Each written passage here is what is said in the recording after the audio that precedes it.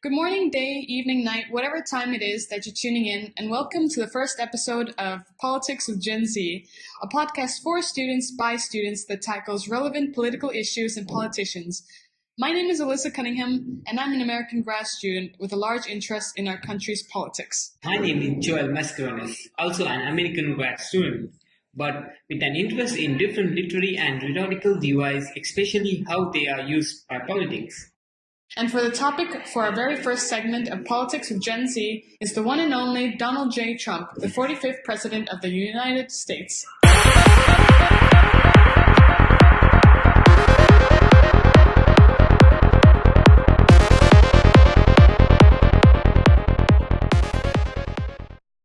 For those of you joining in with us today, who are listening and or watching, who have not yet heard Donald Trump's inauguration speech, here is a under 4-minute variation of the 17-minute long speech. For too long, a small group in our nation's capital has reaped the rewards of government while the people have borne the cost. Washington flourished, but the people did not share in its wealth. January 20th, 2017 will be remembered as the day the people became the rulers of this nation again. Americans want great schools for their children, safe neighborhoods for their families, and good jobs for themselves. These are just and reasonable demands of righteous people and a righteous public. But for too many of our citizens, a different reality exists. Mothers and children trapped in poverty in our inner cities, rusted out factories scattered like tombstones across the landscape of our nation, an education system flush with cash, but which leaves our young and beautiful students deprived of all knowledge. And the crime, and the gangs, and the drugs that have stolen too many lives and robbed our country of so much unrealized potential. This American carnage stops right here and stops right now. From this day forward, a new vision will govern our land.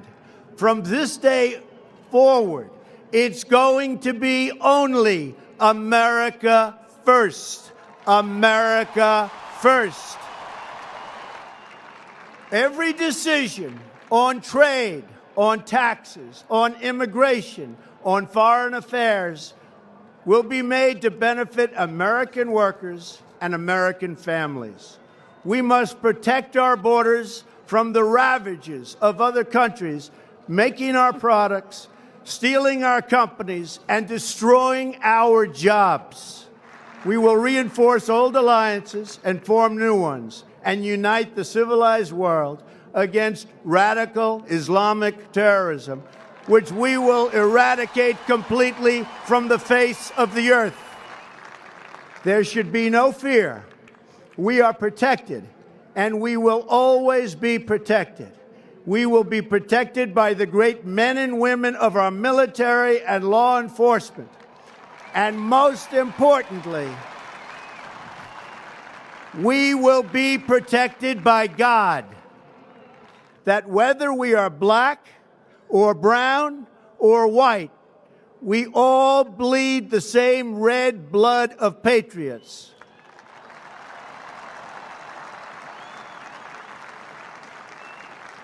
We all enjoy the same glorious freedoms, and we all salute the same great American flag. Together, we will make America strong again. We will make America wealthy again. We will make America proud again.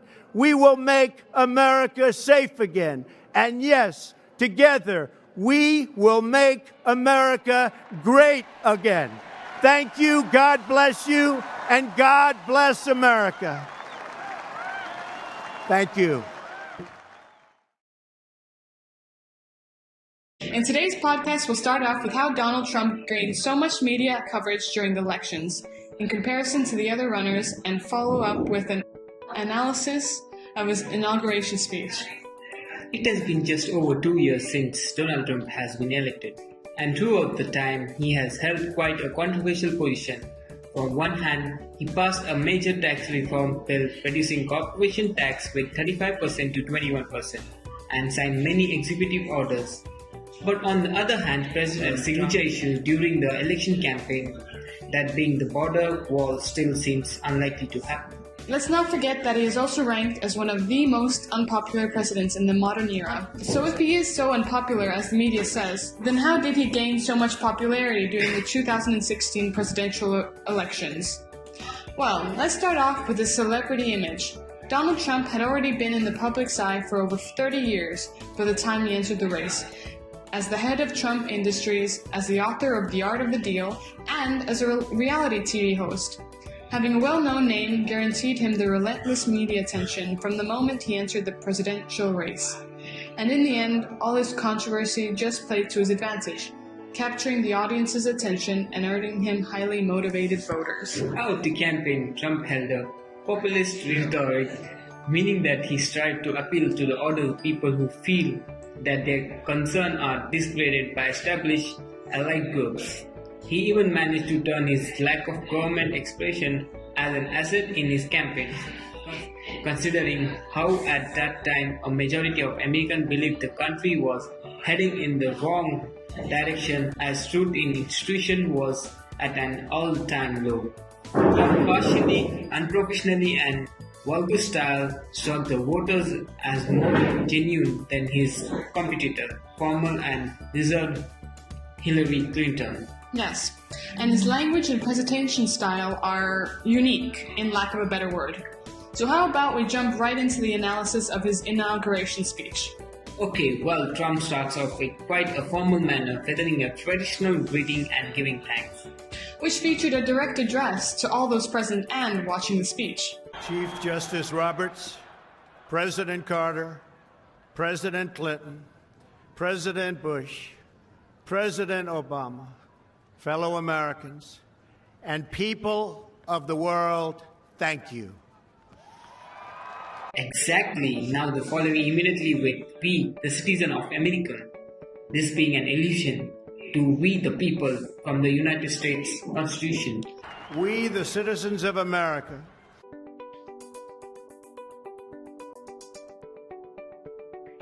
I also noticed that he used the pronoun we quite extensively throughout the speech, 46 times to be exact, which is quite a lot considering he had only used the pronoun I in 3 cases. So that could be summed up to repetition, am I right? It's definitely an example of repetition, but it also was used to create a sense of unity between Trump and the people. In this sense, he does not separate himself from society. He then goes on to say that we are now joined in a great national effort to rebuild our country, implying that we weren't before. He is also implying that the state is broken, or at the very least, in the need of a rebuild. And then he goes right back to a repetition in his statement, we will face challenges, we will confront hardships, but we will get the job done. The repetition of the phrase, we will bring focus to the involvement of all the American citizens. Then Trump goes on to state the power is being transferred back to the American people, which is obviously figurative statement.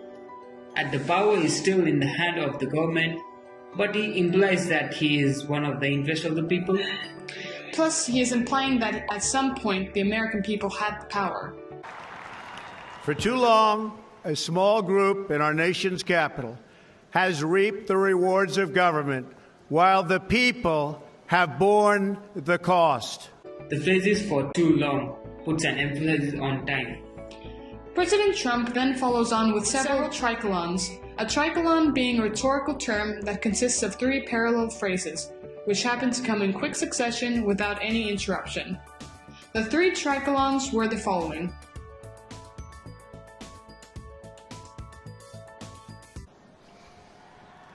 Washington flourished, but the people did not share in its wealth. Politicians prospered, but the jobs left and the factories closed. The establishment protected itself, but not the citizens of our country.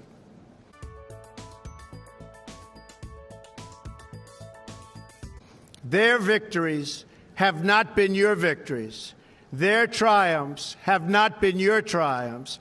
And while they celebrated in our nation's capital, there was little to celebrate for struggling families all across our land.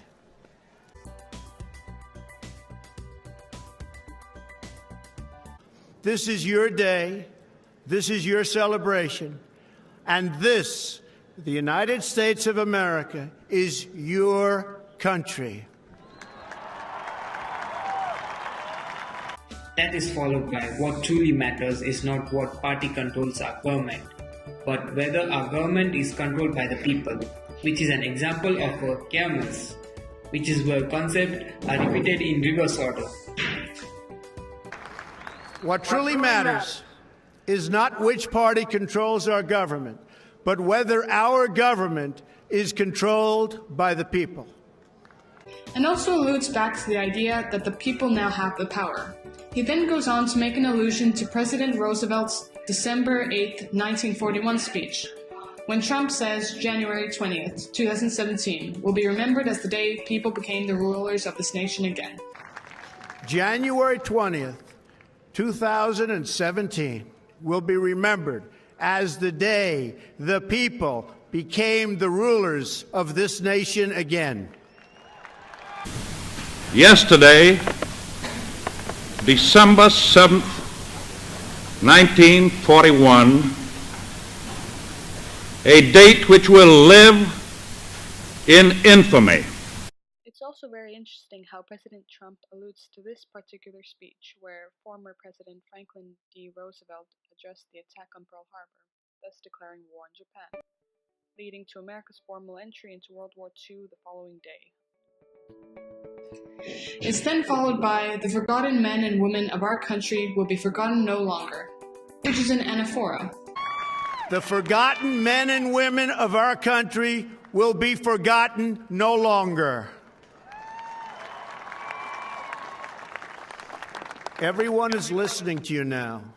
And then he mentioned that everyone is listening to you now, which is obviously a hyperbola. Not to mention pretty cliche. But then he mentions how tens of millions came to become part of a historical movement. You came by the tens of millions to become part of a historic movement, the likes of which the world has never seen before. Which can also be seen as a hyperbole, as the word came implies people physically being there, when he is referring to those physically there as well as those who are watching worldwide. Also makes an assumption that people are there to be part of a historical movement. In the next segment, Donald uses his words to paint vivid imagery of American as being some dystopia. Mothers and children trapped in poverty in our inner cities, rusted out factories scattered like tombstones across the landscape of our nation, an education system flush with cash, but which leaves our young and beautiful students deprived of all knowledge. And the crime, and the gangs, and the drugs that have stolen too many lives and robbed our country of so much unrealized potential. This American carnage stops right here and stops right now. Using phrases like mother and children trapped in poverty, rusted off of factories, scattered like tombstones, crime and gangs and drugs, stealing lives and robbing the country's potential. Trump paints American out to be in terrible shape to evoke emotion for the audience. In reality, this is just a hyperbola. He uses the same technique in his next statement. This American carnage stops right here and stops right now.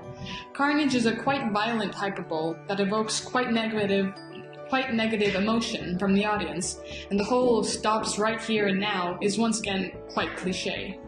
The following segment, We Share a Heart, One Home and One Glorious Destiny, is a very strong and poetic line, as well as being a tricolon and an anaphor. We share one heart, one home, and one glorious destiny. Then comes a statement from his speech that seems to be very important, as it resonates well with Trump supporters, but may upset other countries. From this day forward, a new vision will govern our land. From this day forward, it's going to be only America first. America first. The statement is visibly an anaphor, but he also repeats American first, which just shows how self-centered Trump wants the American nation to be. He then switches to first person to deliver quite a sentimental line. I will fight for you with every breath in my body, and I will never, ever let you down. It's also a figurative hyperbola and anaphor. Then he goes to the statement. We will bring back our jobs. We will bring back our borders. We will bring back our wealth. And we will bring back our dreams. Bring back is used as a consonant referring to repetitive sounds produced by consonant within a sentence or phrase. He also implies that jobs, borders, wealth, dreams had gone, which can be perceived as an insult to former leaders, politicians, and even the American common folk, since it implies that they've all lost their dreams and are unwealthy. But he doesn't stop there in his statement. Rebuilding our country with American hands and American labor. We will follow two simple rules. Buy American and hire American. He essentially alienates all non-Americans, as he implies that they are not welcome to take part in rebuilding the country, as he stated in this segment, rebuilding our country with American hands and American labor. We will build new roads and highways and bridges and airports and tunnels and railways all across our wonderful nation. In this statement, Trump uses a polysyndeton for effect, a polysyndeton being a repetition of conjunctions in close succession. In this next statement, we will reinforce old alliances and form new ones and unite the civilized world against radical Islamic terrorism, which we will eradicate completely from the face of the earth. he identified the common enemy, followed up by a forecasted hyperbola, that being eradicating radical Islamic terrorism completely from the face of the earth. When you open your heart to patriotism, there is no room for prejudice. Here Donald Trump uses a metaphor for effect, though some people believe this metaphor to be illogical, as by definition, patriotism is conductive to its cousin, nationalism, and nationalism is all about prejudice. The next segment of the address features the only quote in this entire speech. The Bible tells us how good and pleasant it is when God's people live together in unity. How good and pleasant it is when God's people live together in unity, which is an allusion to religious text. Then we reach the climax sentence of this speech, as he says, Finally, we must think big and dream even bigger. We stand at the birth of a new millennium. The word finally, alluding to a climax, followed up with we stand at the birth of a new millennium, which uses personification of a millennium.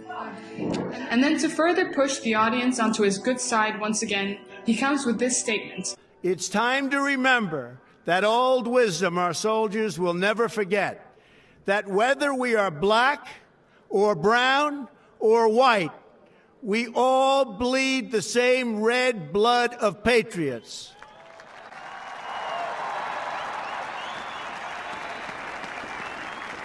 We all enjoy the same glorious freedoms, and we all salute the same great American flag. Which is a very unifying statement. Which is quite contradictory to his earlier statement. We also see a Polysyrian tone in the segment, whether we are black or brown or white. So to all Americans in every city, near and far, small and large, from mountain to mountain, from ocean to ocean, hear these words. Donald Trump starts saying "so," which is phatic noise used to draw attention. Phatic referring to denoting language which is used for general purpose, rather to convey information or ask questions. Then he goes on to say near and far, small and large, from mountain to mountain, and from ocean to ocean. That being a synecdoche, which is a figure of speech in which a part is made to represent the whole.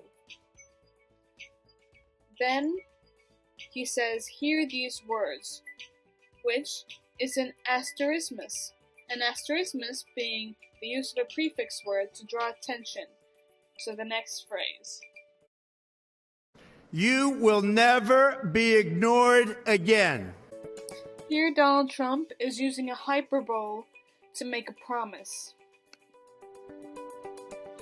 Then we reach the finishing statements. Together, we will make America strong again. We will make America wealthy again. We will make America proud again. We will make America safe again. And yes, together, we will make America great again. Thank you, God bless you, and God bless America. This is a great example of symbolism, which is a combination of anaphor and epistrophe. An epistrophe being the repetition of a word at the end of successive clauses or sentences. And once again, he implies that America has lost its strength, its wealth, its pride, and its safety. He then finishes off with an allusion to his campaign slogan, "Together we will make America great again." A sweet ending to those devoted followers of his. So in conclusion, say what you want about President Donald J. Trump, but the man knows his way around literary devices. Yeah, but it definitely was not a normal annual address, where other presidents made effort to unite the country and outline their goals. Trump brought a dark and negative tone to his speech. It's pretty evident that Trump is going to be quite a different president than what we've had so far. Though he does seem to be confident as a speaker, knowing how to use hand gestures to grab the audience's attention.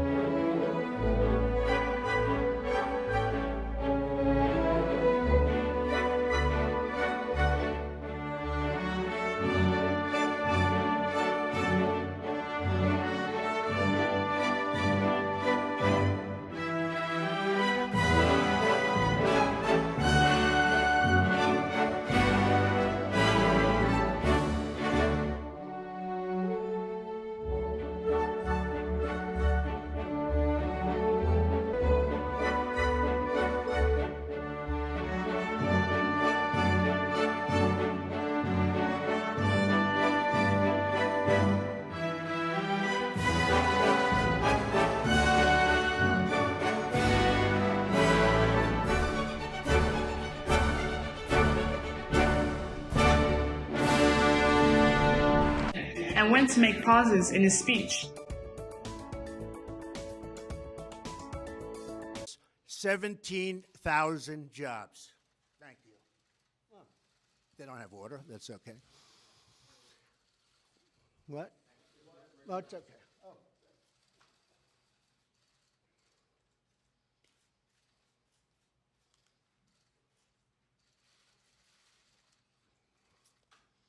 Japanese manufacturers, Toyota and Mazda. On the topic of audience, let's outline the audience of his inauguration address Considering the surplus of great literary devices, I suppose that this speech will be received well by older generation as it brings to mind speeches of Roosevelt and Churchill, as well as the personification of America, which is used by many politicians. It definitely seemed to be a style over substance type of speech, which means this speech would not be well received by those who prefer substance over style, which is often the younger generations, and those who are fond of previous administration, considering how Trump addressed them. We will no longer accept politicians who are all talk and no action, constantly complaining but never doing anything about it. Yeah, I noticed that. There seems to be an underlying theme of undermining the past administration, constantly implying that they have brought the country down. Which then plays into his campaign of making America great again.